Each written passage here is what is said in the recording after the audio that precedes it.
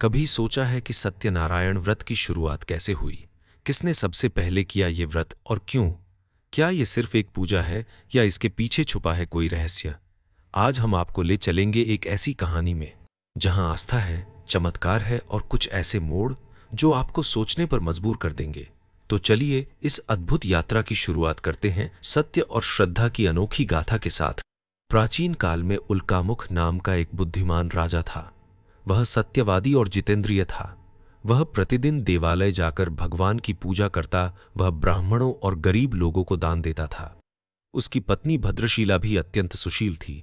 एक दिन जब राजा अपनी पत्नी सहित नदी किनारे भगवान सत्यनारायण का पूजन कर रहे थे, तभी वहां साधु नाम का एक वैश्य आया। उसके पास व्यापार के लिए बहुत सा धन था। वह नाव को किनारे लगाकर राजा के पास गया। महाराज, आप यह भक्तिपूर्वक क्या कर रहे हैं? कृपा करके मुझे भी बताएं। हे साधु, हम अपने बंधु बांधवों के साथ पुत्र आदि की प्राप्ति के लिए भगवान सत्यनारायण का व्रत और पूजन कर रहे हैं। यह सभी कामनाओं को पूर्ण करने वाला व्रत है।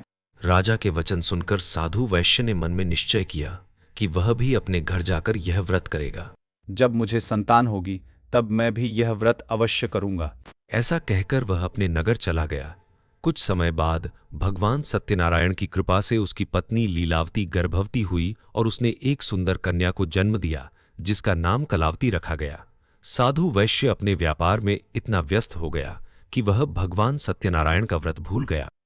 कलावती बड़ी हुई और उसका विवाह एक योग्य वर के साथ कर दिया गया। एक दिन साधु वैश्य अपने दामाद के साथ व्यापार के लिए चंद्रकेतु राजा के रत्नसारपुर नगर गया। वहां राजा के कोष में कुछ चोरी हो गई थी। सिपाहियों ने साधु वैश्य और उसके दामाद को ही चोर समझकर पकड़ लिया और राजा चंद्रकेतु के सामने प्रस्तुत किया। इन दोनों दुष्टों का धन छीन लो और इन्हें कारागार में डाल दो। राजा की आज्ञा से दोनों को बंदी बना लिया गया। इधर साधु वैश्य के घर पर उसकी पत्नी लीलावती और पुत्री कलावती बहुत दुखी और दरिद्र हो गईं। भोजन के लिए भी वे तरसने लगीं। एक दिन भूखी प्यासी कलावती भोजन की तलाश में एक ब्राह्मण के घर पहुंची। वहां उसने सत्यनारायण भगवान का व्रत होते देखा। हे विप्रवर, यह आप क्या कर रहे हैं?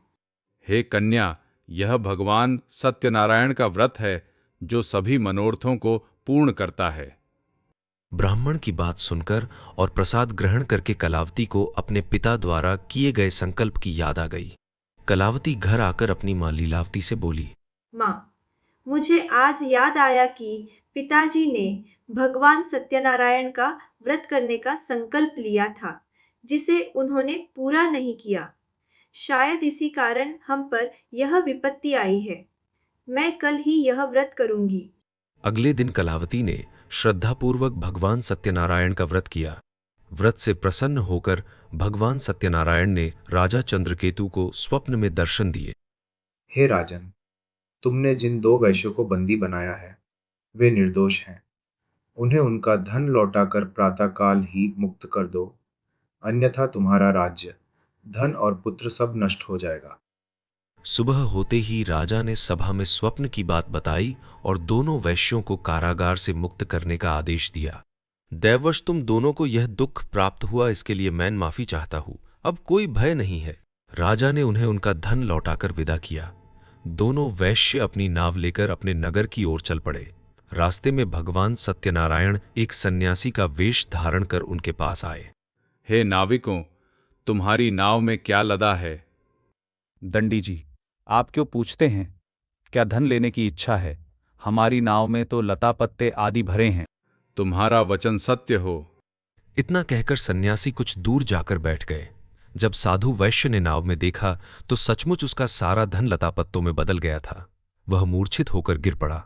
होश आने पर वह बहुत विलाप करने लगा। तब उसके दामाद ने कहा, यह निश्चय ही उन सन्यासी का शाप है। हमें उनकी शरण में जाना चाहिए। दोनों सन्यासी के पास गए और क्षमा याचना करने लगे। भगवान, मेरे अपराध को क्षमा करें। भगवान ने उन्हें क्षमा किया और उनका धन पहले जैसा हो गया। जब वे अपने नगर के पास पहुंचे तो कलावती अपनी मां के साथ भगवान सत्यनारायण का पूजन कर रही थी। पिता और पति के आने का समाचार सुनकर वह इतनी प्रसन्न हुई कि प्रसाद लिए बिना ही उनसे मिलने दौड़ पड़ी। प्रसाद का अनादर होने के कारण भगवान रुष्ट हो गए। साधु वैश्य की नाव धन और दामाद सहित पानी में डूब गई। कलावती अपने पति को न देखकर रोने लगी। आकाशवाणी हुई। हे साधु, तेरी कन्या मेरा प्रसाद छोड़कर आई थी, इसलिए उसका पति अदृश्य हुआ है। यदि वह घर जाकर प्रसाद खाकर लौटे तो उसे उसका पति अवश्य मिलेगा। कलावती तुरंत घर गई, प्रसाद लेकर आई और भगवान से क्षमा याचना की। ऐसा करने से उसका पति तथा नाव पुनः प्रकट हो गए। सब लोग प्रसन्नतापूर्वक घर लौटे और जीवन भर सत्यनारायण भगवान का व्रत करते हुए सुखपूर्वक रहे। हे ऋषियों, इस प्रकार जो भी मनुष्य इस परम दुर्लभ व्रत को करता है, उसके सभी दुख दूर होते हैं, सभी मनोकामनाएं पूर्ण होती हैं और अंत में उसे मोक्ष की प्राप्ति होती है।